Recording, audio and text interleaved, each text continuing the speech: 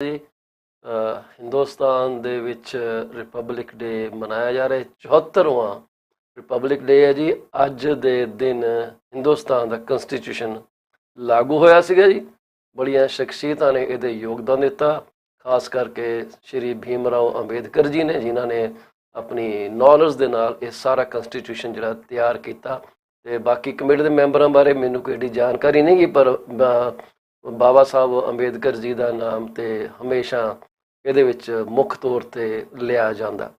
ਸਾਰੇ ਇੰਡੀਅਨਸ ਨੂੰ, ਸਾਡੇ ਭੈਣਾਂ ਭਰਾਵਾਂ ਨੂੰ ਜਿੱਥੇ ਵੀ ਵਰਲਡ 'ਚ ਰਹਿ ਰਹੇ ਆ ਜੀ, 26 ਜਨਵਰੀ ਗਣਤੰਤਰ ਦਿਵਸ ਦੀ ਲੱਖ ਲੱਖ ਮੁਬਾਰਕਬਾਦ ਹੋਵੇ।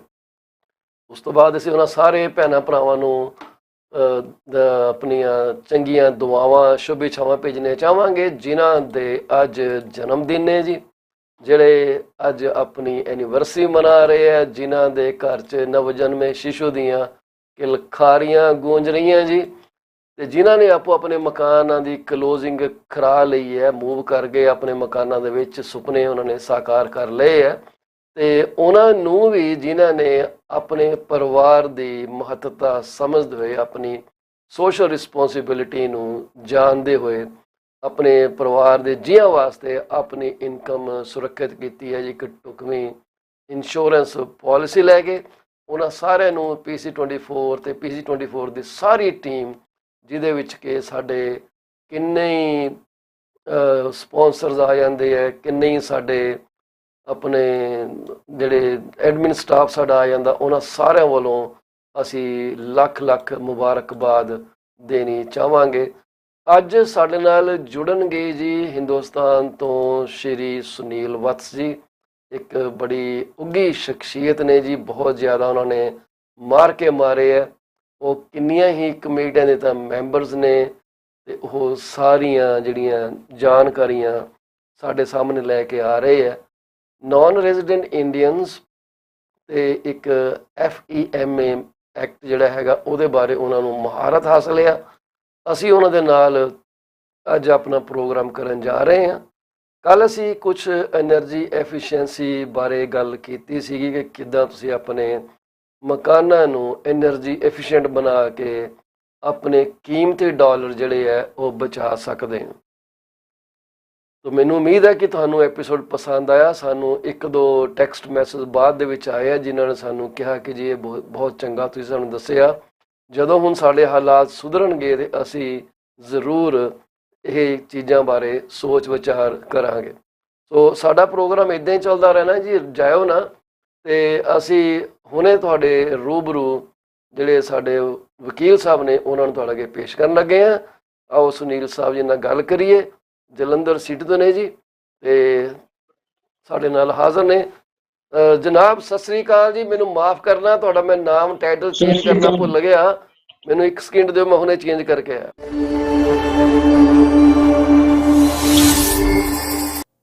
Are you looking for a reliable legal office that can handle your closing in the most effective manner? If yes, please get in touch with Rakesh Joshi at 4 ਜੀ ਵਤਸ ਸਾਹਿਬ, ਬਹੁਤ ਬਹੁਤ ਸਵਾਗਤ ਹੈ ਤੁਹਾਡਾ PC24 RE-TV 'ਚ। ਰਾਤ ਦੇ 6:30 ਤੁਹਾਡੇ ਵੱਜੇ ਆ, ਤੁਸੀਂ ਇੰਨੀ ਲੇਟ ਸਾਡੇ ਵਾਸਤੇ ਜਾਗਦੇ ਹੋ, ਬਹੁਤ ਬਹੁਤ ਸ਼ੁਕਰੀਆ ਜਨਾਬ।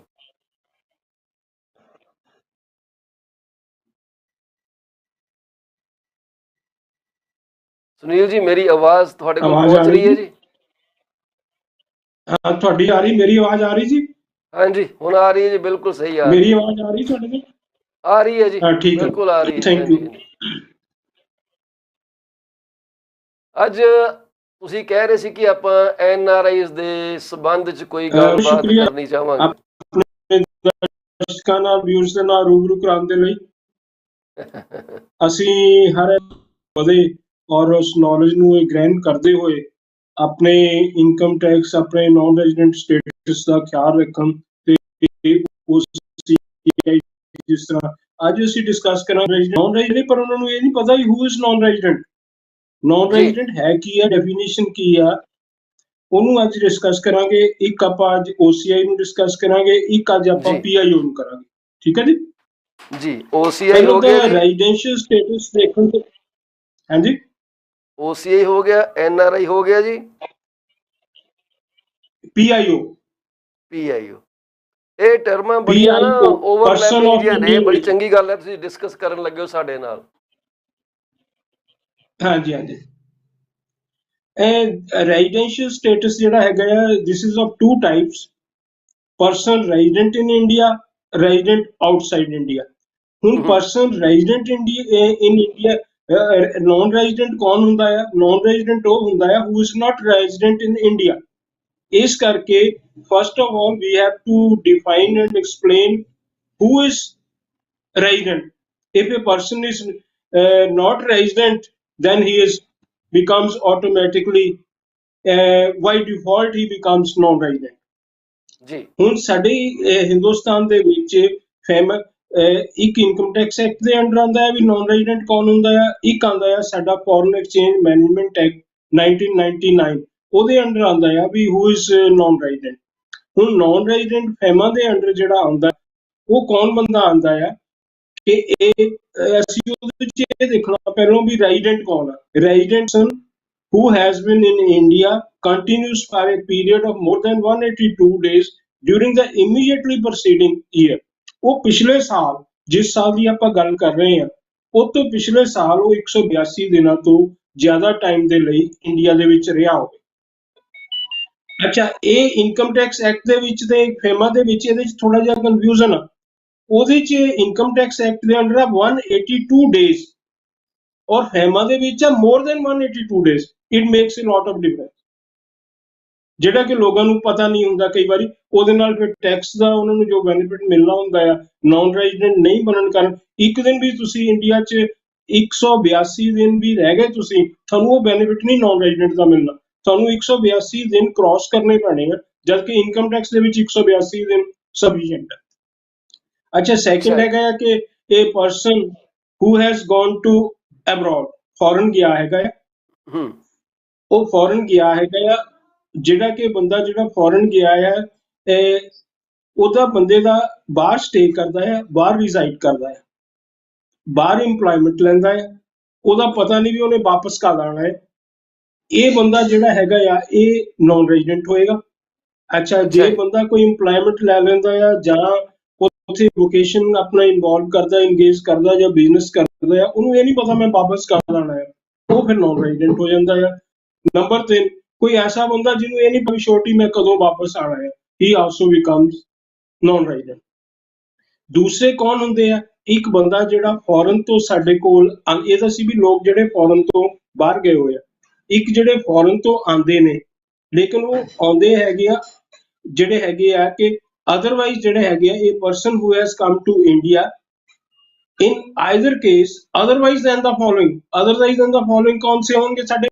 ਉਹਦੇ 'ਚ ਇਹ ਹੋਊਗਾ ਵੀ ਜਿਸ ਤਰ੍ਹਾਂ ਬੰਦਾ ਬਾਹਰ ਗਿਆ ਵੋਕੇਸ਼ਨ ਦੇ ਲਈ, ਦੇ ਲਈ ਗਿਆ ਹੈਗਾ, ਬਾਹਰ ਰਿਜ਼ਾਈਡ ਕਰਦਾ, ਬਾਹਰ ਸਟੇ ਕਰਦਾ ਹੈ, ਉਸ ਬੰਦੇ ਨੂੰ ਜਾਂ ਉਸ ਕੇਸ ਹੋ ਸਕਦਾ ਹੈ ਵੀ he doesn't know when to come back with certainty, ਉਹਦੀ certainty ਦਾ ਇੰਗਰੀਡੀਐਂਟ ਨਹੀਂ ਹੁੰਦਾ ਵੀ ਉਹਨੇ ਵਾਪਸ ਕਦੋਂ ਆਉਣਾ ਹੈਗਾ ਜੀ। ਇਹ ਜਿਹੜੇ ਲੋਕ ਨੇ ਇਹ ਹੁੰਦੇ ਆ ਵੀ ਜਿਹੜੇ ਨਾਨ ਰੈਜ਼ੀਡੈਂਟ ਬਣ ਜਾਂਦੇ ਹੈਗੇ ਆ, ਤੇ 182 ਡੇਜ਼ ਤੋਂ ਉੱਪਰ ਸਾਡੇ ਲਈ ਕੰਪਲਸਰੀ ਹੈਗਾ ਹੈ। ਜੇ 182 ਡੇਜ਼ ਤੋਂ ਉੱਪਰ ਇੰਡੀਆ 'ਚ ਰਵੇ ਤਾਂ ਉਹ ਫੈਮਾ ਦੇ ਐਕਟ ਅਨੁਸਾਰ ਇੰਡੀਅਨ ਰੈਜ਼ੀਡੈਂਟ ਕਹਾਇਆ ਜਾਏਗਾ ਜੀ? ਨਹੀਂ, ਫਿਰ 182 ਡੇਜ਼ ਦੇ ਜੇ ਥੱਲੇ ਰਹਿੰਦਾ ਆ ਤਾਂ he will be Indian resident. If he remains out of India for more than 182 days ਜੇ ਹੈਗਾ ਆ, ਫਿਰ ਜਿਹੜਾ ਤੁਹਾਡਾ ਹੈਗਾ ਆ ਵੀ ਉਹ ਬਣ ਜਾਂਦਾ ਆ ਨਾਨ ਰੈਜ਼ੀਡੈਂਟ। ਹਾਂਜੀ, 182 ਦਿਨ ਇੰਡੀਆ ਦੇ ਵਿੱਚ ਰਹਿਣਾ ਜ਼ਰੂਰੀ ਹੈਗਾ ਆ, ਮੋਰ ਦੈਨ 182 ਡੇਜ਼। ਜੇ ਇਹਦੇ ਨਾਲੋਂ ਘੱਟ ਰਹਿੰਦਾ ਆ ਤੇ ਫਿਰ ਉਹ ਨਾਨ ਰੈਜ਼ੀਡੈਂਟ ਬਣੂਗਾ। ਇਹੀ ਵਜ੍ਹਾ ਹੈ ਕਿ ਜਿਹੜੇ ਤੁਸੀਂ ਜਦੋਂ ਵੀਜ਼ਾ ਵਗੈਰਾ ਲੈਂਦੇ ਹੋ ਤਾਂ ਤੁਹਾਨੂੰ ਉੱਥੇ ਲਿਖਿਆ ਹੁੰਦਾ ਕਿ ਤੁਸੀਂ 6 ਮਹੀਨੇ ਤੋਂ ਉੱਪਰ ਨਹੀਂ ਰਹਿ ਸਕਦੇ। ਹਾਂਜੀ ਹਾਂਜੀ। ਅੱਛਾ, ਸੋ ਉਹਦੀ ਬੈਕਗ੍ਰਾਉਂਡ ਜਿਹੜੀ ਹੈ ਇਸ ਐਕਟ ਦੇ ਨਾਲ ਜਾ ਕੇ ਮੈਚ ਕਰਦੀ ਹੈ। ਰੈਜ਼ੀਡੈਂਟ ਕੌਣ ਹੁੰਦਾ ਹੈ? ਹਾਂਜੀ, ਰੈਜ਼ੀਡੈਂਟ ਕੌਣ ਹੁੰਦਾ? Who remains in India, stays in India for more than 182 days. ਜਿਹੜਾ 182 ਡੇਜ਼ ਨਹੀਂ ਰਹਿੰਦਾ ਉਹ ਤੁਹਾਡਾ ਬਣ ਜਾਂਦਾ ਆ ਨਾਨ ਰੈਜ਼ੀਡੈਂਟ, ਕਿਉਂਕਿ ਐਕਟ ਨੇ ਫੈਮਾ ਦੇ ਵਿੱਚ, ਐਕਟ ਨੇ, ਕਾਨੂੰਨ ਨੇ ਨਾਨ ਰੈਜ਼ੀਡੈਂਟ ਨੂੰ ਡਿਫਾਈਨ ਨਹੀਂ ਕੀਤਾ। ਉਹਨਾਂ ਨੇ ਡਿਫਾਈਨ ਕੀਤਾ ਆ ਰੈਜ਼ੀਡੈਂਟ ਸਟੇ ਨੂੰ। ਨੂੰ। ਇਸ ਕਰਕੇ ਰੈਜ਼ੀਡੈਂਟ ਜਿਹੜਾ ਰੈਜ਼ੀਡੈਂਟ ਨੂੰ ਕੁਆਲੀਫਾਈ ਨਹੀਂ ਕਰਦਾ, ਆਟੋਮੈਟਿਕਲੀ ਬਾਈ ਡਿਫਾਲਟ ਹੀ ਬਿਕਮਸ ਨਾਨ ਰੈਜ਼ੀਡੈਂਟ। ਅੱਛਾ, ਇਟ ਡਜ਼ਨਟ ਮੈਟਰ ਕਿ ਉਹ ਬੰਦੇ ਕੋਲ ਇੰਡੀਅਨ ਸਿਟੀਜ਼ਨਸ਼ਿਪ ਹੈਗੀ ਹੈ ਕਿ ਨਹੀਂ ਹੈਗੀ, ਪਰ ਜੇ ਇੰਡੀਆ ਪਹੁੰਚ ਗਿਆ ਉਹ ਡਿਫਰੈਂਟ ਆ, 182 ਉਹ ਦਿਨ ਤੋਂ ਆਪਾਂ ਉੱਪਰ ਨੂੰ ਅੱਗੇ ਰਹਿ ਗੱਲ ਗਿਆ, ਤੇ ਕਰਾਂਗੇ। ਐਕਟ ਦੇ ਅਨੁਸਾਰ ਉਹਨੂੰ ਉਦਾਂ ਹੀ ਕੰਸੀਡਰ ਹਾਂਜੀ ਕੀਤਾ ਹਾਂਜੀ, ਜਾਏ। ਬਿਲਕੁਲ ਬਿਲਕੁਲ ਬਿਲਕੁਲ। ਹਾਂਜੀ ਇਹ ਹਾਂਜੀ। ਇੱਕ ਤੇ ਰੈਵੋਲੂਸ਼ਨ ਹੁਣ ਹੈ ਜੀ ਜਿਹੜੇ ਬੜੀ ਨਾਨ ਤਕੜੀ। ਰੈਜ਼ੀਡੈਂਟ ਵੀ ਜਿਹੜੇ, ਹਾਂਜੀ ਮੈਂ ਕਿਹਾ ਇੱਕ ਰੈਵੋਲੂਸ਼ਨ ਹੈ ਸਾਡੇ ਵਾਸਤੇ ਜੀ ਇਹ ਗੱਲ ਜਿਹੜੀ ਹੈ। ਜੀ ਜੀ। ਵੈਰੀ ਨਾਈਸ ਜੀ। ਤੇ ਜਿਹੜੇ ਫੈਮਾ ਦੇ ਅੰਡਰ ਜਿਹੜੇ ਬੈਨੀਫਿਟਸ ਮਿਲਦੇ ਆ, ਉਹ ਮਤਲਬ ਕਿਹੜੇ ਕਿਹੜੇ ਅਵੇਲ ਕਰ ਸਕਦੇ ਆ? ਜਿਵੇਂ ਮੰਨ ਲਓ ਕਿ ਮੈਂ ਹਾਂਜੀ ਇੱਥੋਂ ਇੰਡੀਆ ਚਲਾ ਗਿਆ, ਹਲੇ ਮੇਰੇ ਕੋਲ ਕੈਨੇਡੀਅਨ ਸਿਟੀਜ਼ਨ ਹਾਂਜੀ ਸਟੇਟਸ ਹੀ ਹੈਗਾ, ਮੈਂ ਉੱਥੇ ਮਕਾਨ ਪਾ ਲਿਆ, ਉੱਥੇ ਰਹਿਣ ਲੱਗ ਗਿਆ, ਤੇ 6 ਕੀ ਮੈਂ ਸਾਲਾਂ ਬੱਧੀ ਰਹਿਣ ਲੱਗ ਗਿਆ, ਤਾਂ ਮੇਰਾ ਸਾਰਾ ਸਟੇਟਸ ਚੇਂਜ ਹੋ ਜਾਊਗਾ ਕਿ ਮੈਨੂੰ ਕੋਈ ਰਿਪੋਰਟਿੰਗ ਵਗੈਰਾ ਵੀ ਕਰਨੀ ਪਊਗੀ ਨਹੀਂ, ਆਟੋਮੈਟਿਕਲੀ ਜਾ ਕੇ ਉੱਥੇ? ਨੈਚੁਰਲੀ ਦੇਖੋ ਨਾ ਜੀ, ਫੈਮਾ ਦੇ ਅੰਡਰ ਜੇ ਤੁਸੀਂ ਪਿਛਲੇ ਸਾਲ 182 ਦਿਨ ਤੋਂ ਵੱਧ ਰਹਿੰਦੇ ਹੋ ਤਾਂ ਤੁਸੀਂ ਇੰਡੀਅਨ ਰੈਜ਼ੀਡੈਂਟ ਹੋ। ਜੇ ਨਹੀਂ ਰਹਿੰਦੇ ਤਾਂ ਫਿਰ ਤੁਸੀਂ ਨਾਨ ਰੈਜ਼ੀਡੈਂਟ ਹੈਗੇ ਹੋ। ਉਹ ਦੇਖੋ ਬੈਨੀਫਿਟ ਜਿਹੜੇ ਮਿਲਣੇ ਆ ਤਦੋਂ ਹੀ ਮਿਲਣਗੇ ਜੇ ਤੁਸੀਂ naan resident under FEMA qualify ਕਰਦੇ ਹੈਗੇ, ਅਦਰਵਾਈਜ਼ ਉਹ ਜੀ। ਬੈਨੀਫਿਟ ਨਹੀਂ ਮਿਲਣਗੇ। ਹੁਣ ਜਿਹੜੇ ਨਾਨ ਰੈਜ਼ੀਡੈਂਟ ਵੀ ਆ ਉਹ ਦੋ ਤਰ੍ਹਾਂ ਦੇ ਹੋਣਗੇ, for two types, non residents with Indian citizenship, non residents with foreign citizenship. ਹੂੰ। नॉन रेजिडेंट साडे लोग ऐसे भी ने हु होल्ड इंडियन सिटीजनशिप, दूसरे ऐसे भी हैगे ने जिन्हां दे विच इंडिया दी नहीं हैगी, जिस जगह भी वो कंट्री च रहिंदे ने उन्हां दी वो उत्थों दी ले लेंदे ने अपना सिटीजनशिप, वो प्रेफर करदे ने भी उत्थों दी ले लईए। जी। हुण वेरी नाइस जी। हुण मसला ये आंदा है भी एनआरआईज ਨੂੰ ਇਹ ਵੀ ਪਤਾ ਹੋਣਾ ਚਾਹੀਦਾ ਹੈ ਵੀ ਸਾਨੂੰ ਕੀ ਬੈਨੀਫਿਟਸ ਜਿਹੜੇ ਹੈਗੇ ਆ ਉਹ ਮਿਲਦੇ ਮਿਲ ਹੈਗੇ। ਸਕਦੇ ਆ। ਹੁਣ ਇੱਕ ਟਰਮ ਹੈ PIO, ਇੱਕ ਟਰਮ ਹੈਗੀ ਆ, ਇਹ PIO means person of Indian origin। ਜੀ। ਪਰਸਨ ਆਫ ਇੰਡੀਅਨ origin ਦੇ ਵਿੱਚ ਫੈਮਾ ਨੇ ਕੋਈ ਸਾਨੂੰ ਇਹਨੂੰ ਡਿਫਾਈਨ ਨਹੀਂ ਕੀਤਾ। ਫੋਰਨ ਐਕਸਚੇਂਜ ਮੈਨੇਜਮੈਂਟ ਐਕਟ 1999 ਦੇ ਅੰਡਰ ਇਹਨੂੰ ਡਿਫਾਈਨ ਨਹੀਂ ਕੀਤਾ ਗਿਆ। ਜੀ। ਰਿਜ਼ਰਵ ਬੈਂਕ ਆਫ ਇੰਡੀਆ ਨੇ ਜਿਹੜਾ ਕਿ ਫੈਮਾ ਦੇ ਮੈਟਰਸ ਨੂੰ ਮੋਨੀਟਰ ਕਰਦਾ ਆ ਔਰ ਇਹਦੇ ਜੋ ਵੀ ਡੇ ਟੂ ਡੇ ਟ੍ਰਾਂਜੈਕਸ਼ਨਸ ਹੁੰਦੇ ਆ ਮੋਨੀਟਰ ਕਰਦਾ, ਗਵਰਨ ਕਰਦਾ ਹੈ, ਉਹਦੀ ਫੰਕਸ਼ਨਿੰਗ ਦੇਖਦਾ ਆ। ਉਹਨਾਂ ਨੇ ਇੱਕ ਫੈਮਾ ਦੀਆਂ ਨੋਟੀਫਿਕੇਸ਼ਨਸ ਦੇ ਅੰਡਰ PIO ਨੂੰ ਡਿਫਾਈਨ ਕੀਤਾ ਹੈ। ਅੱਛਾ। ਰਿਜ਼ਰਵ ਬੈਂਕ ਆਫ ਇੰਡੀਆ ਨੇ ਫੈਮਾ ਦੀ ਨੋਟੀਫਿਕੇਸ਼ਨ ਦੇ ਅੰਡਰ PIO ਨੂੰ ਐਕਸਪਲੇਨ ਕੀਤਾ ਹੈ ਕਿ PIO ਕੌਣ ਹੁੰਦਾ ਹੈ। ਜੀ। PIO ਜਿਹੜਾ ਹੈਗਾ ਦੇਖੋ, ਉਹ ਹੋਏਗਾ, ਉਹ ਬੰਦਾ ਹੋਏਗਾ ਜਿਹੜਾ means citizen of any country other than Pakistan ਦਾ ਨਹੀਂ ਹੋਣਾ ਚਾਹੀਦਾ ਔਰ ਬੰਗਲਾਦੇਸ਼ ਦਾ ਨਹੀਂ ਹੋਣਾ ਚਾਹੀਦਾ। ਅੱਛਾ। person of Indian origin who hold citizenship of Pakistan and Bangladesh, ਉਹਦੀਆਂ ਕੀ ਹੈਗੀਆਂ ਕੁਆਲੀਫਿਕੇਸ਼ਨਸ, ਕੀ ਹੋਣੀਆਂ ਚਾਹੀਦੀਆਂ, ਐਲੀਜੀਬਿਲਿਟੀ ਕੀ ਬਣਦੀ ਹੈ।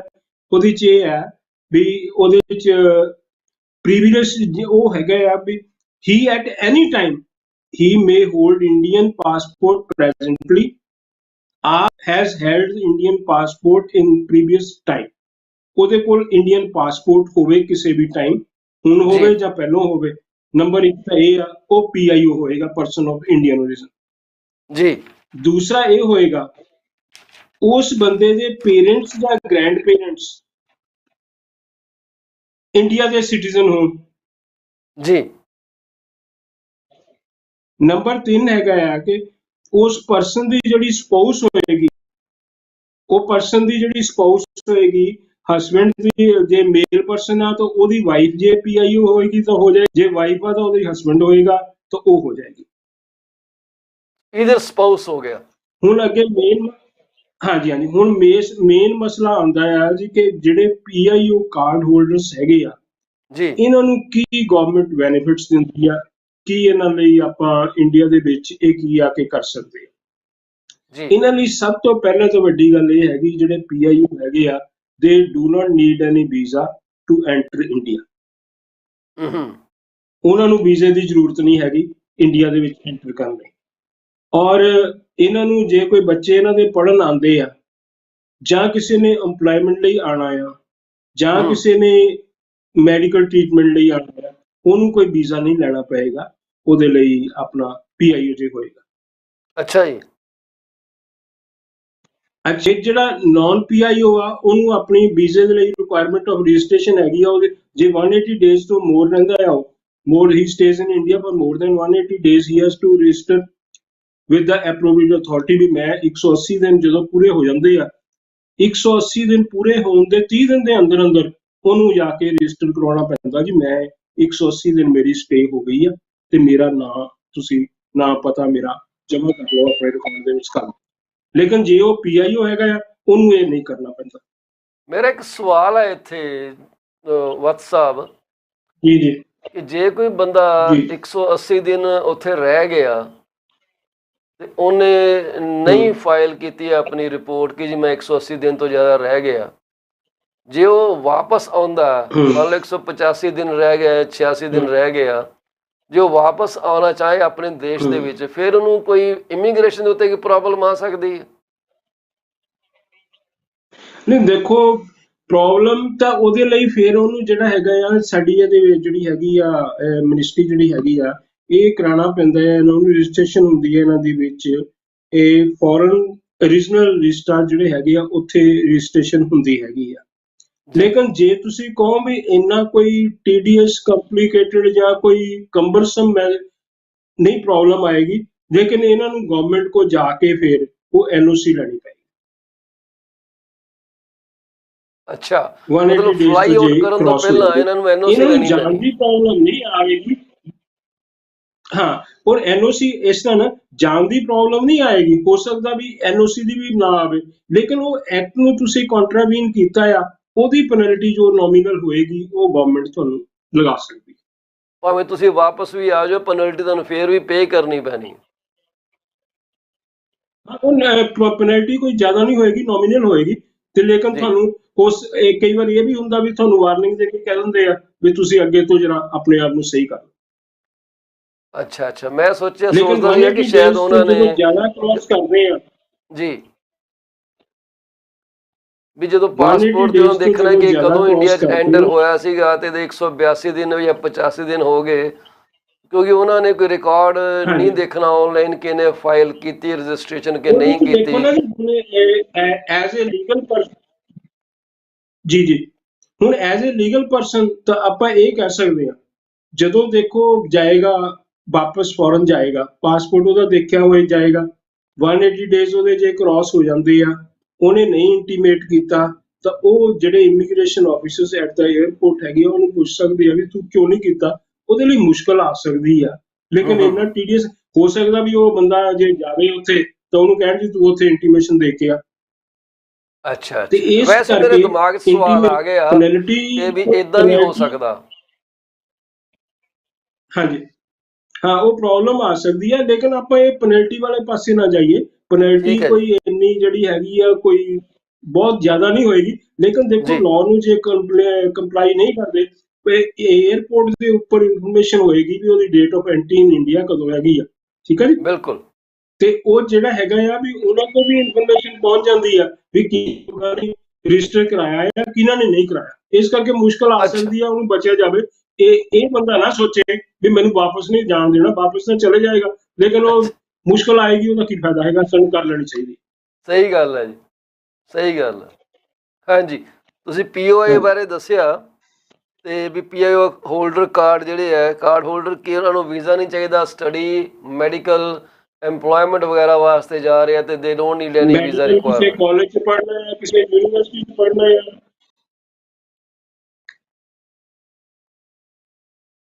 ਠੀਕ ਹੈ ਜੀ।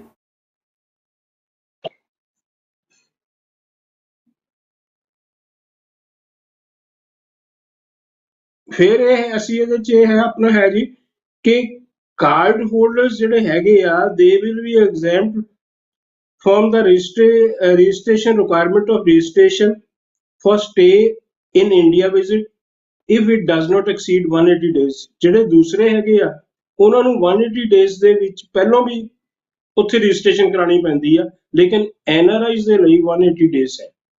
ਅੱਛਾ ਜੀ। ਮੇਰਾ ਖਿਆਲ I think connection is disconnected. ਨਹੀਂ ਹੈਗਾ ਜੀ, I can hear you. I can see you. अच्छा अच्छा ठीक है जी, ओके ऑलराइट। ਹਾਂਜੀ हाँ जी हाँ जी। ਇਸ अच्छा ਵਕਤ ਤੁਸੀਂ दूसरे ਜਿਹੜੇ ਸਪੌਟਲਾਈਟ ਤੇ ਫੋਰਨ ਹੋ ਸਿਟੀਜ਼ਨ ਆਉਂਦੇ ਆ ਜੀ, ਵਤਸ ਸਾਹਿਬ। ਉਹਨਾਂ ਫੋਰਨ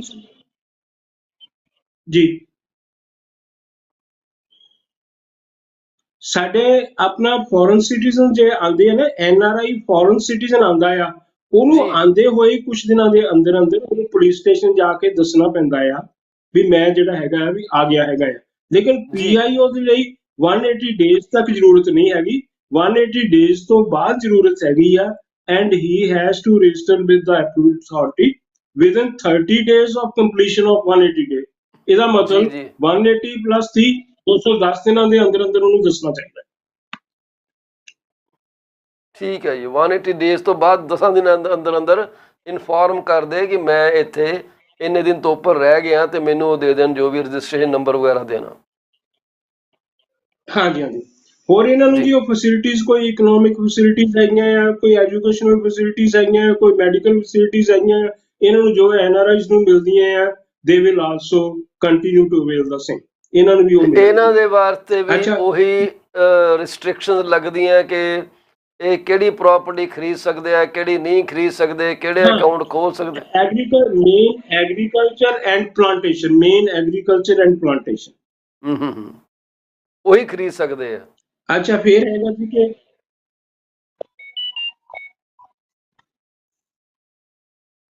ਜਿਹੜੀਆਂ ਵੀ ਇਹਨਾਂ ਨੂੰ ਫੈਸਿਲਿਟੀਜ਼ ਮਿਲਦੀਆਂ ਆ NRIs ਨੂੰ, ਕੋਈ ਪ੍ਰਾਪਰਟੀ ਪਰਚੇਜ਼ ਕਰਨ ਦੇ ਲਈ ਜਾਂ ਹੋਰ ਕੋਈ ਇੱਥੇ ਕੰਮ ਕਰਨ ਦੇ ਲਈ, EMPLOYMENT ਕਰਨ ਦੇ ਲਈ, ਆਪਣਾ ਜਿਹੜਾ ਹੈਗਾ ਪ੍ਰਾਪਰਟੀ ਸੇਲ ਕਰਨ ਲਈ, ਉਹ ਕਰ ਸਕਦੇ ਆ other than agriculture property and plantation, ਉਹਦੇ ਤੋਂ ਬਿਨਾਂ ਇਹ ਕਰ ਸਕਦੇ ਨੇ।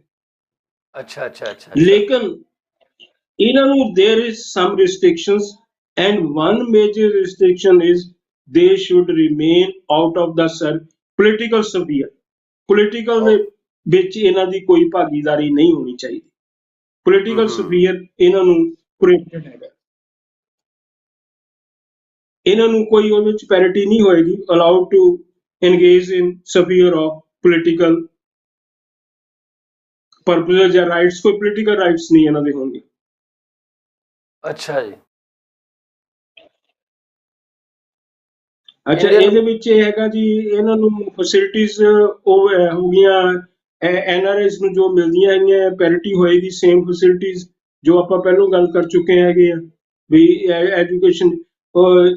ਐਜੂਕੇਸ਼ਨ ਜੇ ਮੈਡੀਕਲ ਦੇ ਵਿੱਚ ਇਹਨਾਂ ਨੇ ਐਡਮਿਸ਼ਨ ਲੈਣੀ ਆ, ਜੋ ਜਨਰਲ ਕੈਟੇਗਰੀ ਦੇ ਸਟੂਡੈਂਟਸ ਦੀ ਰਾਈਟਸ ਹੈਗੇ ਆ, ਉਹ ਸੇਮ ਰਾਈਟਸ ਇਹਨਾਂ ਦੇ ਹੋਣਗੇ।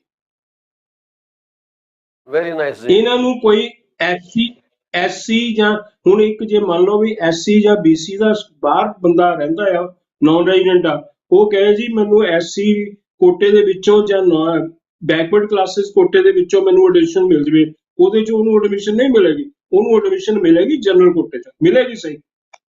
ਅੱਛਾ ਅੱਛਾ ਅੱਛਾ ਅੱਛਾ। he will be outside the ambit scope of quota system, quota category। ਕਿਉਂਕਿ ਇਸ ਤਰ੍ਹਾਂ ਹੈ ਨਾ ਜੀ, ਦੇਖੋ ਇਹਦੇ ਚ ਉਹ ਬੈਨੀਫਿਟ ਕੀ ਹੁੰਦਾ, ਮੈਂ ਦੱਸਦਾ ਪ੍ਰੈਕਟੀਕਲੀ ਕੀ ਚੀਜ਼ ਹੈ ਜੋ ਅਸੀਂ ਦੇਖਦੇ ਹਾਂ।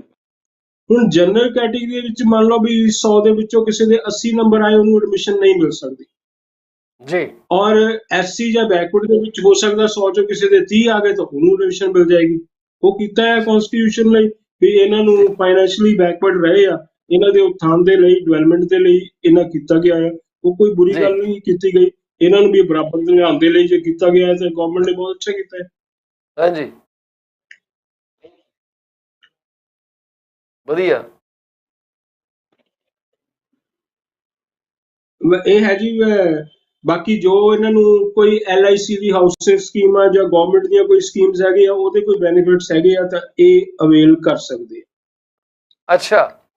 ਔਰ ਇਹਨਾਂ ਨੂੰ ਇਹਨਾਂ ਦੇ ਲਈ immigration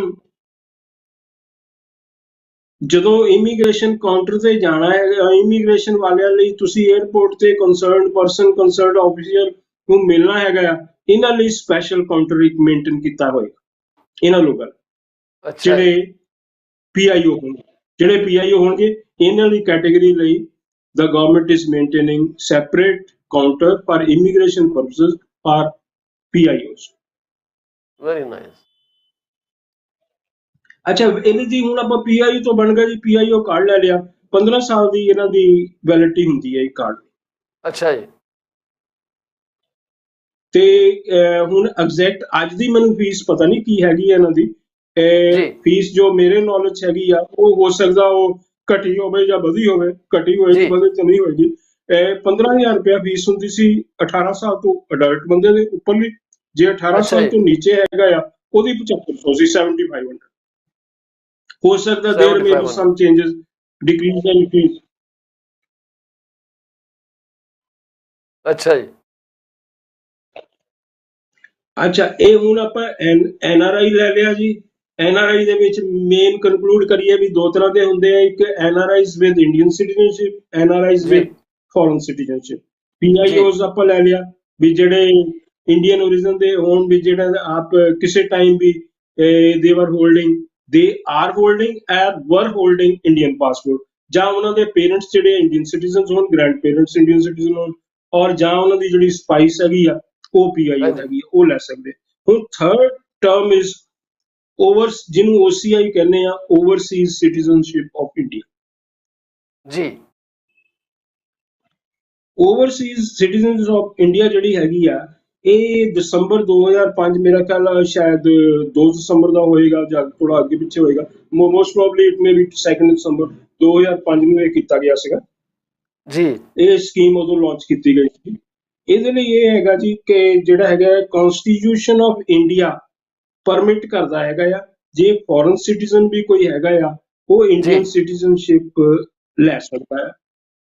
otherwise than citizens of Bangladesh and Pakistan, ਜੇ ਬੰਗਲਾਦੇਸ਼ ਦਾ ਪਾਕਿਸਤਾਨ ਦਾ ਕਵੇ ਵੀ ਮੈਨੂੰ ਸਿਟੀਜ਼ਨਸ਼ਿਪ ਦੇ ਦਿਓ, ਉਹ ਨਹੀਂ ਮਿਲੇਗੀ। ਇਹ ਕੈਨੇਡੀਅਨ ਦੋ ਬੰਦਾ ਸਾਡਾ ਕੰਟਰੀਆਂ ਹੈਗਾ ਆ ਐਗਜ਼ੈਂਪਟ ਕੋਈ ਨੇ ਕਈ ਇੰਡੀਅਨ ਚੀਜ਼ਾਂ ਤੋਂ। ਓਰੀਜਨ ਦਾ, ਹਾਂਜੀ ਹਾਂਜੀ, ਉਹ ਜੇ ਜਾਂਦਾ ਆ, ਉਹਨਾਂ ਨੂੰ ਜੀ ਇਹ ਜੀ ਨਹੀਂ ਮਿਲੇਗੀ।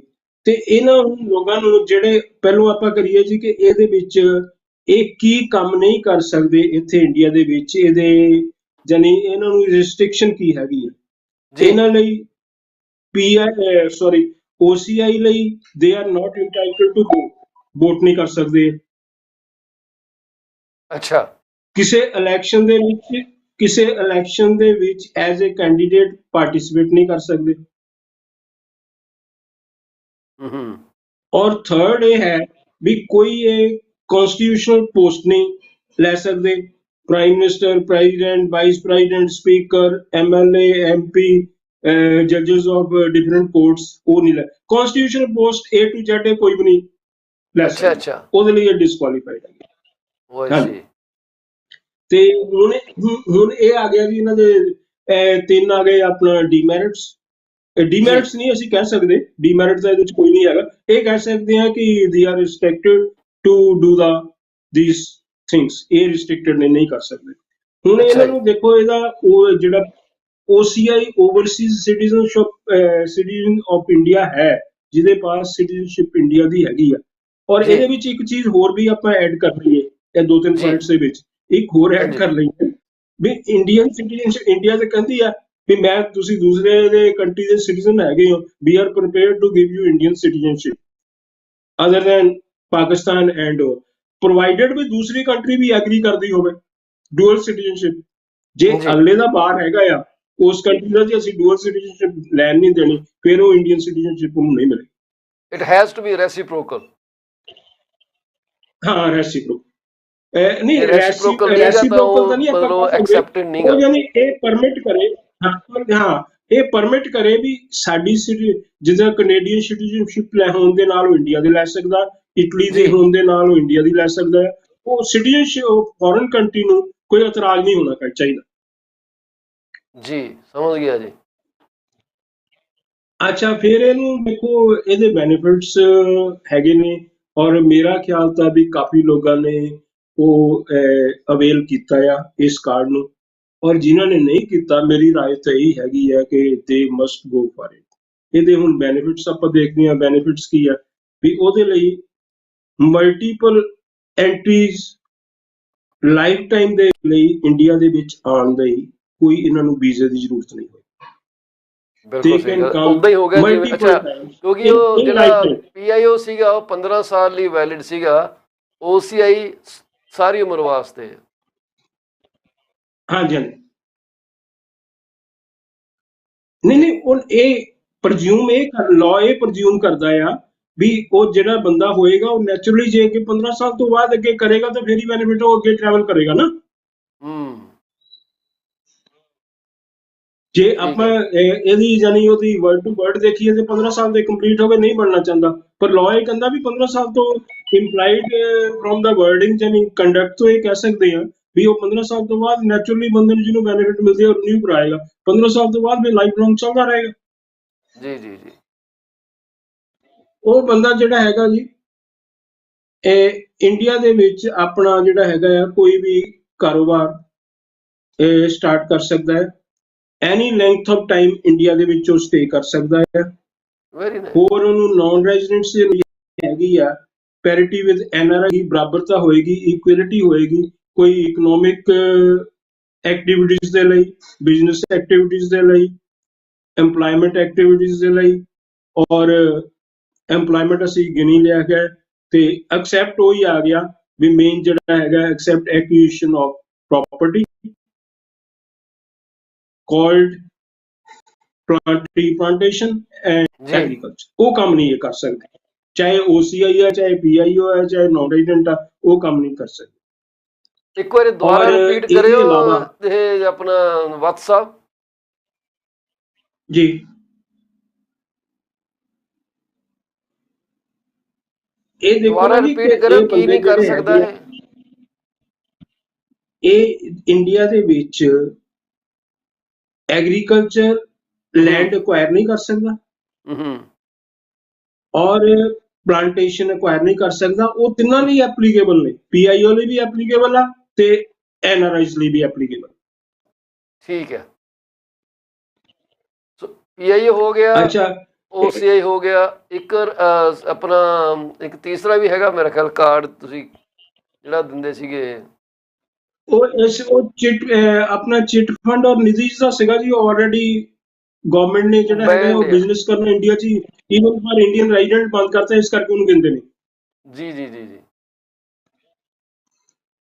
ਅੱਛਾ, ਇਹਦੇ ਇਲਾਵਾ any other benefit which may be given by the ministry of overseas Indians, ਜੀ overseas citizenship from time to time, ਕੋਈ ਵੀ ਉਹ ਬਾਅਦ ਦੇ ਵਿੱਚ ਜਿਹੜਾ ਦਿੱਤੀ ਦੇ ਸਕਦੇ ਆ ਉਹ ਇਹਦੇ ਵਿੱਚ ਇਨਕਲੂਡ ਹੋ ਜਾਏਗਾ।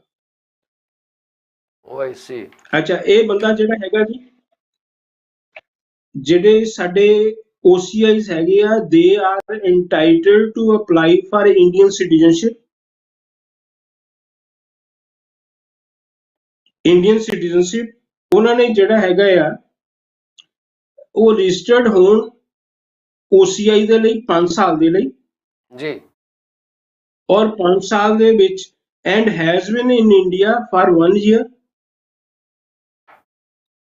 5 ਸਾਲ, ਇਹਨਾਂ 5 years ਦੇ ਵਿੱਚੋਂ 1 ਸਾਲ ਉਹ ਇੰਡੀਆ 'ਚ ਕੰਟੀਨਿਊਸਲੀ ਰਹਿਣਗੇ, ਜੇ ਰਹਿੰਦੇ ਹੈਗੇ ਆ then they can apply for citizenship of India। Very nice ਜੀ, ਬਹੁਤ ਬਹੁਤ ਤੁਹਾਡਾ ਧੰਨਵਾਦ ਵਤਸ ਸਾਹਿਬ, ਤੁਸੀਂ ਇੰਨੀ ਅਨਮੁੱਲ ਜਾਣਕਾਰੀ ਲੈ ਕੇ ਸਾਡੇ ਇੱਥੇ ਆਏ ਹੋ। ਤੁਸੀਂ ਦੇਖੋ ਟਾਈਮ 6:30, ਤੁਹਾਡੇ 7 ਵਜੇ ਵਾਲਾ ਟਾਈਮ ਹੋ ਗਿਆ ਜੀ ਉੱਥੇ। ਬੜੀ ਬਹੁਤ ਮਿਹਰਬਾਨੀ ਹੈ ਜਨਾਬ। ਅਸੀਂ ਜ਼ਰੂਰ ਲੋਕਾਂ ਨੂੰ ਕਹਾਂਗੇ ਕਿ NRI ਤੇ ਫੈਮਾ ਮਸਲਿਆਂ ਬਾਰੇ ਜੇ ਕੋਈ ਤੁਹਾਡਾ ਸਵਾਲ ਹੈਗਾ ਤਾਂ ਸੁਨੀਲ ਵਤਸ ਜੀ ਨੂੰ ਤੁਸੀਂ ਕਾਲ ਕਰੋ। ਇਹਨਾਂ ਦਾ ਫੋਨ ਨੰਬਰ, ਇੰਡੀਆ ਦਾ ਜਿਹੜਾ ਕੋਡ ਹੈਗਾ ਇੰਟਰਨੈਸ਼ਨਲ, ਉਹ 91 ਹੈ ਜੀ। ਫੋਨ ਨੰਬਰ ਹੈਗਾ ਜੀ 98 141 32 456। ਸੋ ਬੜਾ ਸੌਖਾ ਨੰਬਰ ਹੈ, 32 ਤੱਕ ਯਾਦ ਰੱਖ ਲਓ, 456 ਤੁਹਾਨੂੰ ਵੈਸੇ ਨਹੀਂ ਭੁੱਲਣਾ ਚਾਹੀਦਾ। 32456। ਕਾਸ਼ ਇਹ 23456 ਹੁੰਦਾ, ਜ਼ਿਆਦਾ ਸੌਖਾ ਹੋ ਜਾਣਾ ਸੀ, ਪਰ ਚਲੋ ਪਹਿਲੇ ਨੰਬਰ ਉਲਟੇ ਕਰ ਦਿਓ, 32 ਕਰ ਦਿਓ, ਬਾਕੀ ਸੀਕੁਐਂਸ ਚੱਲਦਾ। ਤੁਹਾਡੇ ਵਿਊਅਰਸ ਆ ਜੀ, ਮੇਰੇ NRIs ਜਿਹੜੇ ਬ੍ਰਦਰ ਸਿਸਟਰਸ ਹੈਗੇ ਆ, they are free and welcome to contact me at any time. ਲੇਕਿਨ ਮੈਂ ਸਗੋਂ ਇਹ ਚਾਹਾਂਗਾ ਕਿ ਡਿਊਰਿੰਗ ਦਾ ਪ੍ਰੋਗਰਾਮ ਵੀ ਜੇ ਉਹਨਾਂ ਦੀ ਕਾਲ ਉਹ ਕਰ ਸਕਦੇ, ਆਪਾਂ ਕਾਲ ਉਹਨਾਂ ਦੀ ਅਟੈਂਡ ਕਰਾਂਗੇ। ਜੀ ਬਿਲਕੁਲ, ਅਸੀਂ ਹਮੇਸ਼ਾ ਐਨਕਰੇਜ ਕਰਦੇ ਰਹਿੰਦੇ ਹਾਂ ਸਾਰੇ ਲੋਕਾਂ ਨੂੰ ਤੁਸੀਂ ਵੀ ਇਹ ਜਿਹੜੀ ਵੀਡੀਓ ਹੈ ਆਪਣੇ ਐਂਡ ਦੇ ਉੱਤੇ ਜ਼ਰੂਰ ਸ਼ੇਅਰ ਕਰਿਆ ਕਰੋ। ਤੁਹਾਡੇ ਗਰੁੱਪ 'ਚ ਮੈਂ ਵੀ ਸ਼ੇਅਰ ਕਰ ਦੂੰਗਾ ਲਿੰਕ ਇਹਦਾ, ਤਾਂ ਕਿ ਵੱਧ ਤੋਂ ਵੱਧ ਠੀਕ ਹੈ ਲੋਕੀ ਤੁਹਾਡੇ ਗਰੁੱਪ ਦੇ ਜਿਹੜੇ ਮੈਂਬਰ ਹੈਗੇ ਆ, ਜੇ ਉਹ YouTube ਚੈਨਲ ਨੂੰ ਲਾਈਕ ਸਬਸਕ੍ਰਾਈਬ ਕਰਦੇ ਆ ਤੇ ਉਹਨਾਂ ਨੂੰ ਆਟੋਮੈਟਿਕਲੀ ਅਲਰਟ ਪਹੁੰਚ ਜਾਣੀ ਹੈ, ਕਿਉਂਕਿ ਉੱਥੇ ਵੀ ਬੜੀ ਹਾਂ ਦੁਨੀਆ ਠੀਕ ਜਿਹੜੀ ਤੁਸੀਂ ਇੱਥੇ ਮੇਰੇ ਆਉਣ ਬਾਰੇ ਗਰੁੱਪ ਨੂੰ ਸੋਚ ਸ਼ੇਅਰ ਰਹੀ ਹੈ ਕਰਨਾ ਜੀ। ਜੀ। ਹਾਂਜੀ ਤੇ ਅਸੀਂ ਹੁਣ ਤੁਹਾਡੇ ਤੋਂ ਆਗਿਆ ਲਵਾਂਗੇ ਜੀ। ਬਹੁਤ ਬਹੁਤ ਸ਼ੁਕਰੀਆ ਤੁਹਾਡਾ ਵਤ ਸਾਹਿਬ। ਅਗਲੇ ਸ਼ੁਕਰੀਆ ਥਰਸਡੇ ਜੀ, ਤੁਹਾਡਾ ਇੰਤਜ਼ਾਰ ਰਹੇਗਾ। ਸ਼ੁਕਰੀਆ ਤਾਂ ਤੁਹਾਡਾ ਵੀ ਜੋ ਮੰਗਦਾ ਜੀ। ਬਹੁਤ ਖੁਸ਼ੀ ਹੋਈ ਵੀ ਦੇਖੋ ਸਾਡੀ ਫਰਟਰਨਿਟੀ ਹੈਗੀ ਹੈ, ਜਿਹੜੇ ਲੋਕ ਬਾਹਰ ਰਹਿੰਦੇ ਨੇ ਅਸੀਂ ਉਹਨਾਂ ਦੀ ਸੇਵਾ ਦੇ ਲਈ we are always at their disposal and in ਜੀ, ਸਰਵਿਸ ਉਹਨਾਂ ਦੇ ਹੈਗੇ ਆ। ਜਦੋਂ ਮਰਜ਼ੀ ਉਹ ਮੈਨੂੰ ਕੰਟੈਕਟ ਕਰ ਸਕਦੇ ਆ, ਉਹ ਤੁਹਾਨੂੰ ਵੀ ਕੰਟੈਕਟ ਕਰ ਸਕਦੇ ਆ। ਜੇ ਕੋਈ ਪ੍ਰੋਬਲਮ ਆ ਤੇ ਤੁਹਾਨੂੰ ਦੱਸ ਦੇਣ, ਤੁਸੀਂ ਮੈਨੂੰ ਅੱਗੇ ਸ਼ੇਅਰ ਕਰ ਦਿਓ, ਮੈਂ ਉਹਦਾ ਐਡਵਾਈਸ ਬਣਾ ਕੇ ਇੱਕ ਨੋਟ ਬਣਾ ਕੇ ਤੁਹਾਨੂੰ ਭੇਜ ਦਵਾਂ। ਠੀਕ ਹੈ ਜੀ। ਹੁਣ ਸਾਨੂੰ ਇੰਨਾ ਪਤਾ ਹੈ ਕਿ ਜੀ ਜੇ ਅਸੀਂ ਹਿੰਦੁਸਤਾਨ 'ਚ ਕਿਸੇ ਲੀਗਲ ਪ੍ਰੋਬਲਮ 'ਚ ਫਸ ਗਏ ਤਾਂ ਸੁਨੀਲ ਜੀ ਨੂੰ ਸਿੱਧਾ ਫੋਨ ਖੜਕਾ ਦੇਣਾ 98141 ਹਾਂ ਨਹੀਂ ਨਹੀਂ, 32456 ਆਲਵੇਜ਼ ਆਲਵੇਜ਼ ਵੈਲਕਮ। ਹਾਂਜੀ कहना जनाब सानू बचा ਓਕੇ लो, ਜੀ, हम ਥੈਂਕ इत्थे ਯੂ फस ਵੈਰੀ गए ਮਚ। आगे। ਓਕੇ ਬਹੁਤ ਬਹੁਤ ਸ਼ੁਕਰੀਆ ਜੀ। Thank you. ਅਸੀਂ ਇੱਕ ਛੋਟੀ ਜਿਹੀ ਬ੍ਰੇਕ ਲੈ ਕੇ ਮੁੜ ਕੇ ਵਾਪਸ ਆਨੇ ਆ। ਅਸੀਂ ਗੱਲ ਕਰਾਂਗੇ ਮੌਰਗੇਜ ਏਰੀਅਰਸ ਜਿਹੜੇ ਵੱਧ ਰਹੇ ਆ ਇੰਡਸਟਰੀ ਦੇ ਵਿੱਚ ਉਹਦੇ ਬਾਰੇ, ਤੇ ਜਿਹੜੀ ਪਿੱਛੇ ਜਿਹੜੇ ਆਪਣੇ ਬੈਂਕ ਆਫ ਕੈਨੇਡਾ ਦੇ ਗਵਰਨਰ ਟਿਫ ਮੈਕਲਮ ਸਾਹਿਬ ਨੇ ਕੀ ਸਟੇਟਮੈਂਟ ਦਿੱਤੀ ਹੈ, ਮੋਨਿਟਰੀ ਪਾਲਿਸੀ ਉਹਨਾਂ ਨੇ ਕੀਤੀ ਸੀ, ਅਸੀਂ ਉਹਦੇ ਬਾਰੇ ਕੁਝ ਗੱਲ ਕਰਨੀ ਚਾਹਾਂਗੇ। ਇੱਦਾਂ ਜੁੜੇ ਰਹੇ ਸਾਡੇ ਪ੍ਰੋਗਰਾਮ। ਅਸੀਂ ਹੁਣੇ ਮੁੜ ਕੇ ਵਾਪਸ ਆਏ।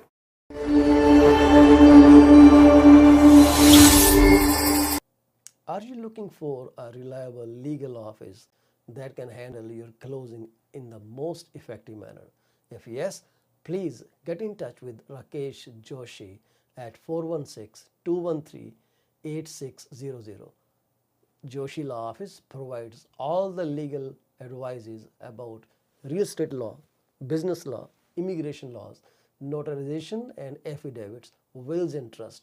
Give them a call today, 416-213-8600. Are you looking for reliable immigration services? If yes, contact Sukhi Paul at 647-296-4575 or office phone number 905-790-8877. They are located at 219-220 at 7956 Torban Road. It's right at the intersection of Torban Road and Steeles Avenue West. Contact them for all kind of visa services. Are you the breadwinner for your family? Have you ever considered if something were to happen to you, what would happen to your wife, to your children, to your parents? If not, this is the time to call Kamaljeet Bhola at 647-772-1481. She is an amazing insurance advisor working with Beyond Care Insurance Solutions in Brampton, Ontario. Find out what best you can do your family while you can. Do not put this thing off till tomorrow. This could be very, very critical for your family's future. Are you thinking of a career change or adding another one to your portfolio? Well, you are thinking right. Call Sarabjit Luddar at 416-879-3039 from Beyond Care Insurance Solutions. She also deals in life, long-term travel, critical illness, disability insurance. Give her a call today at 416-879-3039. This is what we can tell you. She will always give you the right advice and help you find out if being an insurance advisor is your piece of cake. Are you thinking to sell your home and are concerned about depreciating values? Don't be. You are in safe hands with Paul Chima. Call me at 647-333-2273. I ensure safety of your home with electronic lock boxes. Nobody can enter your house without permission from our brokerage, and we provide full detail if needed at any point in time. Once again, Paul Chima, 647-333-2273. Better call Paul and get moving. Do you want to shop right without burning your pockets? If yes, please visit Monisha Discount Warehouse at 377 Burnhamthorpe Road, East Mississauga, Ontario. They are the best. They have all kind of Indian, Pakistani and other local stuff that you can buy at literally throwaway prices. Contact them at 905 361 0773. Monisha Discount Warehouse. D.P. Jain is a well-known name in the fields of accounting. You can contact him today at his cell number 416-305-0080 or his office number 905-790-9327. Once you start working with him, you will never want to leave him. He is 5-star professional. Call him today. D.P. Jain Professional Corporation. PC24 RETV is heard over so many different channels. If you want to promote your business for free, call me at 647-333-2273. You can also send your artwork to contact@paulchima.com. We are here to be partners in your business success. 647-333-2273.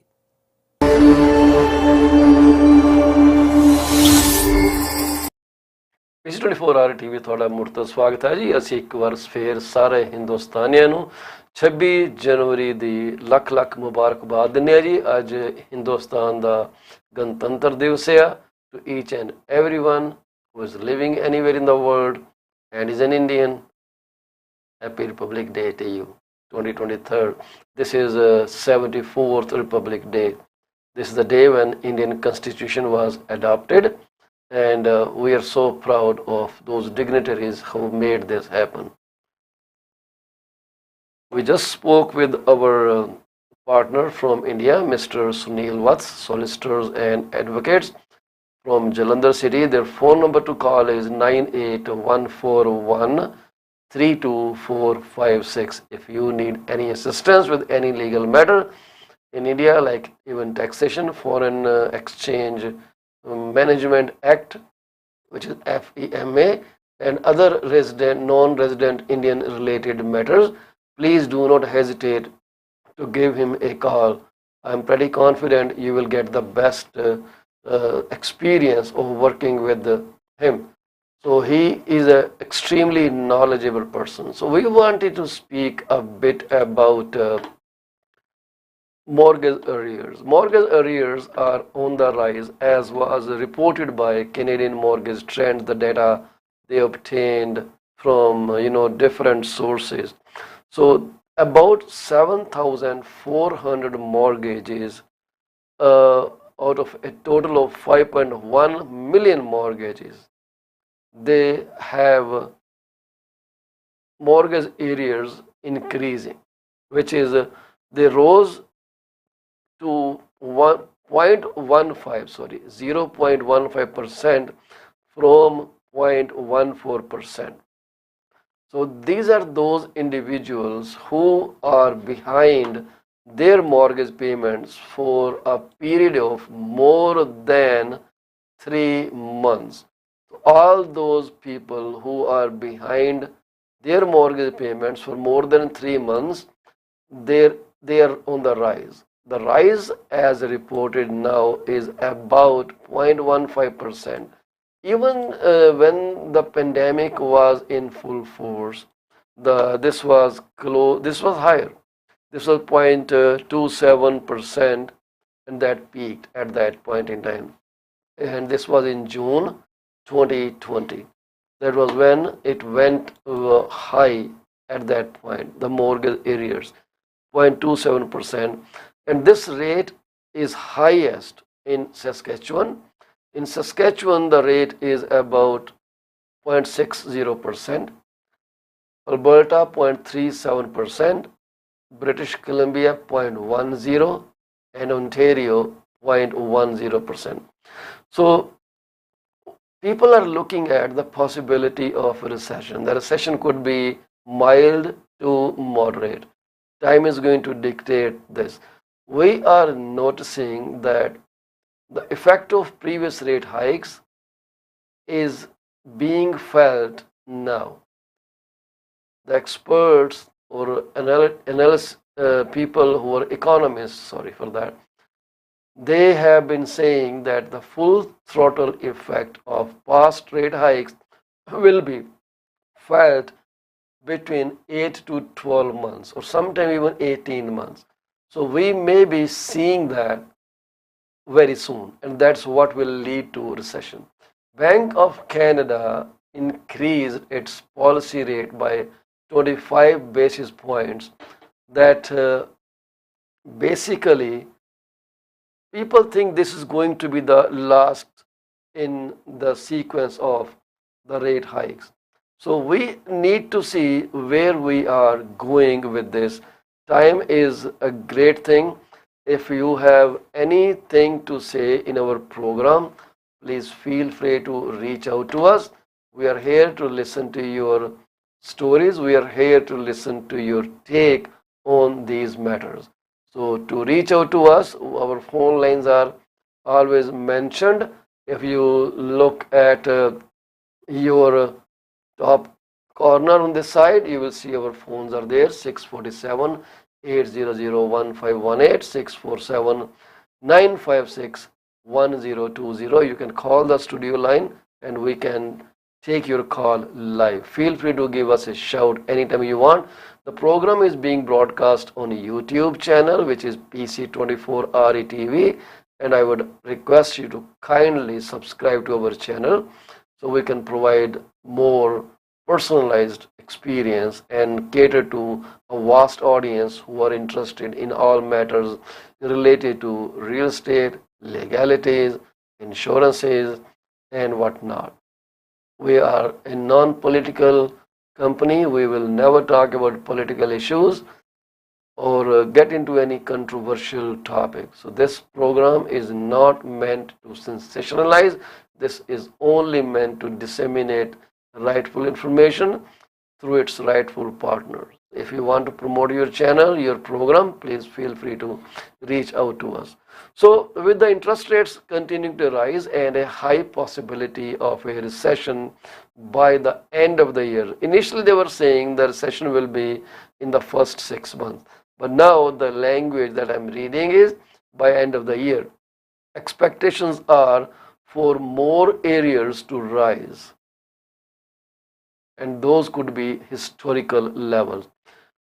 So in the latest report of housing and mortgage by Mortgage Professionals Canada, analyst Ben Rebidu of Edge Reality Analytics noted that the arrears is a lagging indicator that tells us more about how consumers were faring 9 to 12 months ago than it does about the near future. So this is a kind of looking into the future through the glass window.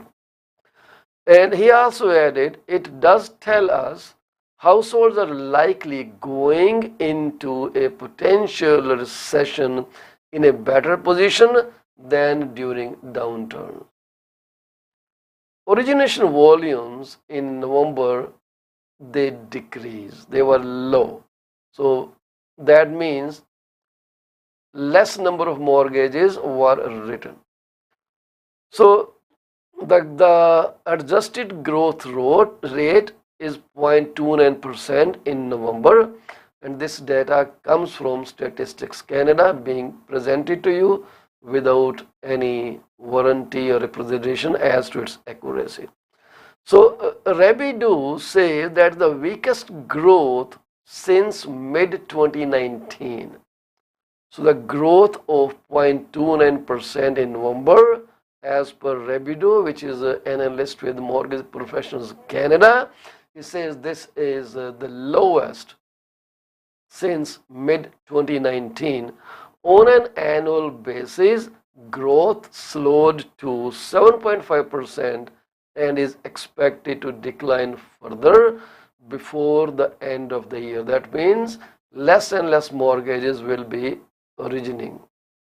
I believe mortgage growth will fall well below the guideline B20 lows of 4% year over year later in 2023 based on new origination trends, which saw 34% year over year declines in November. So in November, from the past November, the mortgage originations were lower by 34%, and the speculation is there will be more decline coming till end of 2023.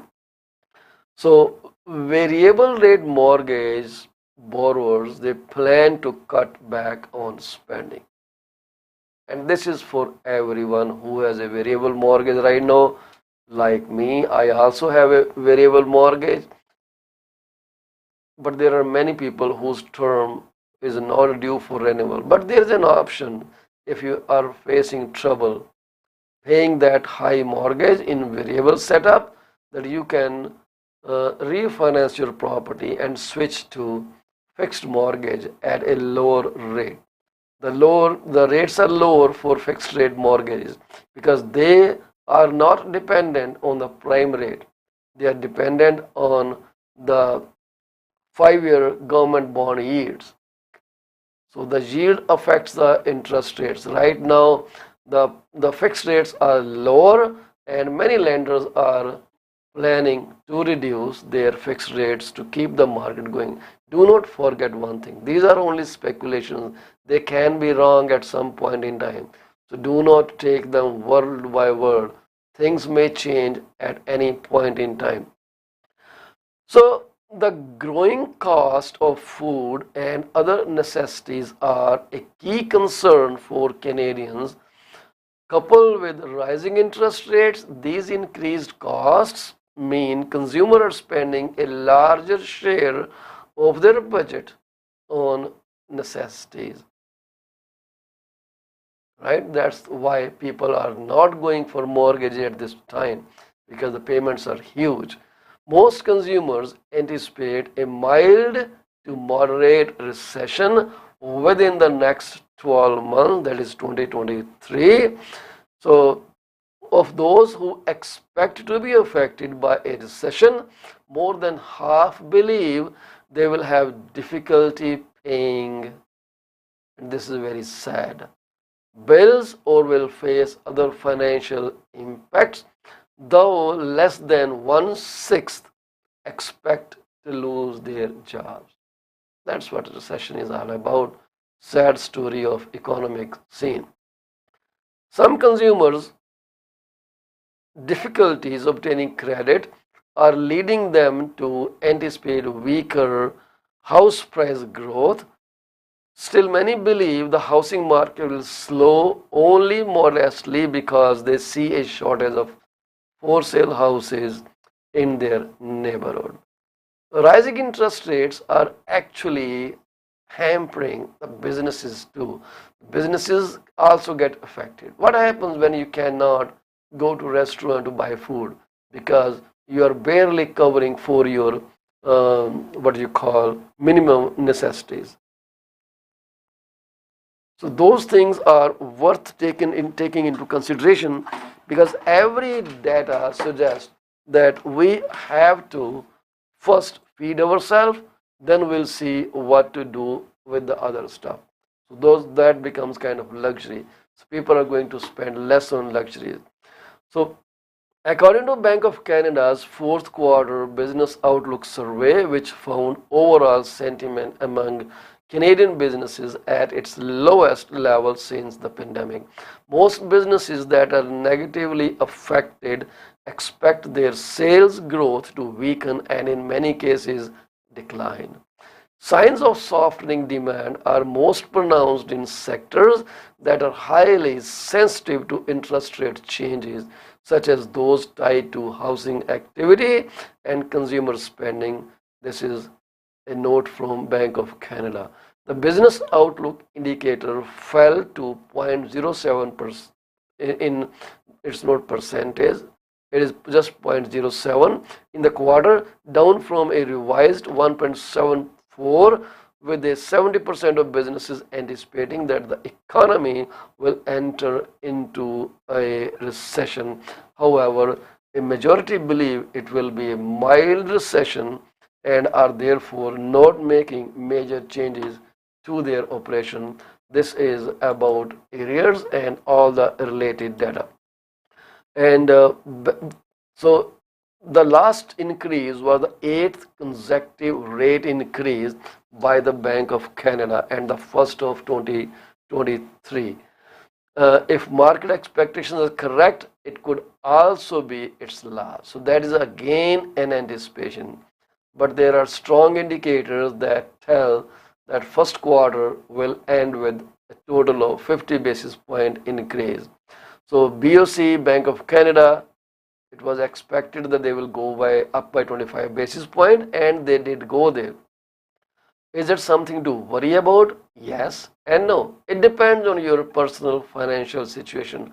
For some people, this is the best time to invest in real estate, while for many others, they are being forced to sell their houses because of increased mortgage arrears, and those lenders are aggressively following those people to pay.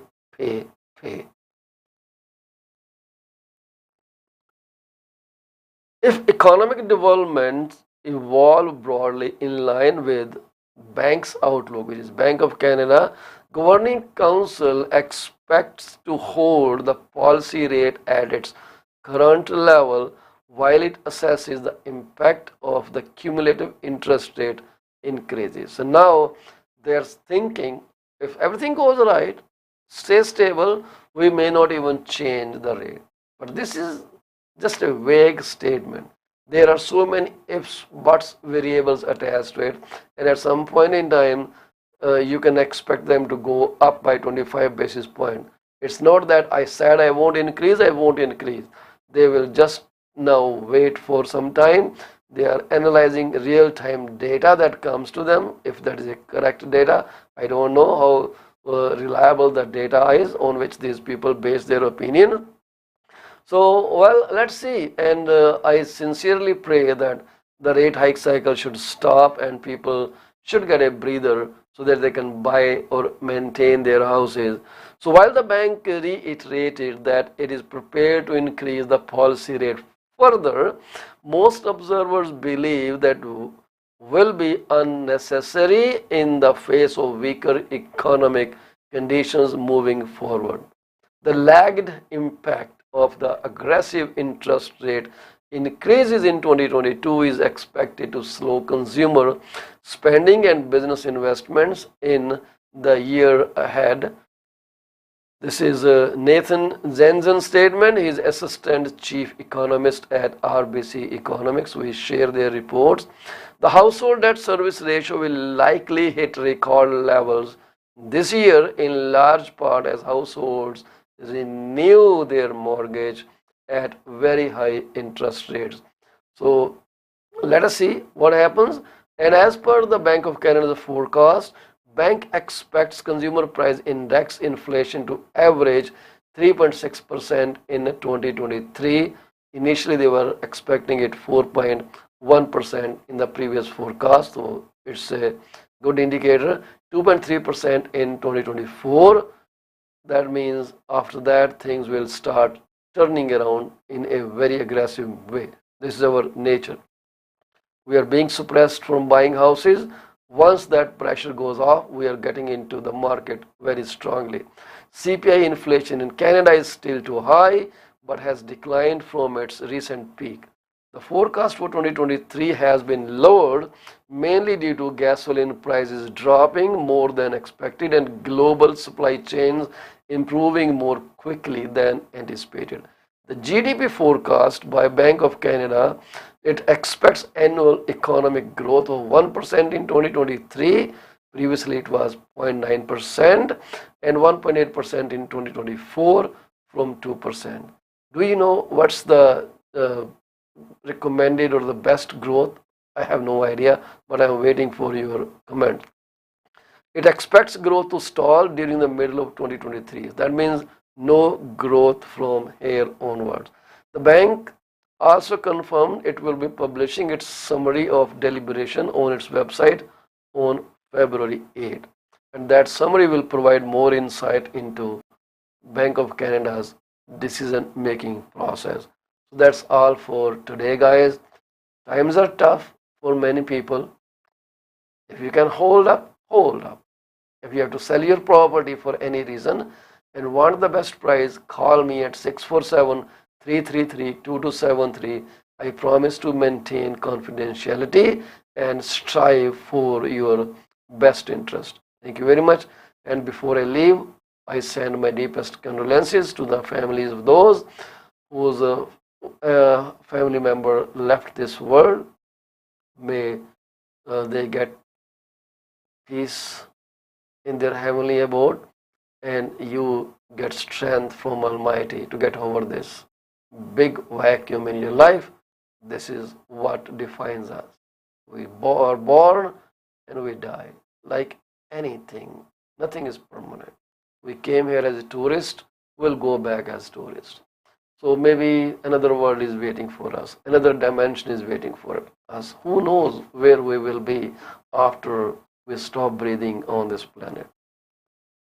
Wish you good luck, guys. Wish you health, happiness, prosperity, and please go to our PC24 RETV YouTube channel and do me a favor of liking and subscribing to that.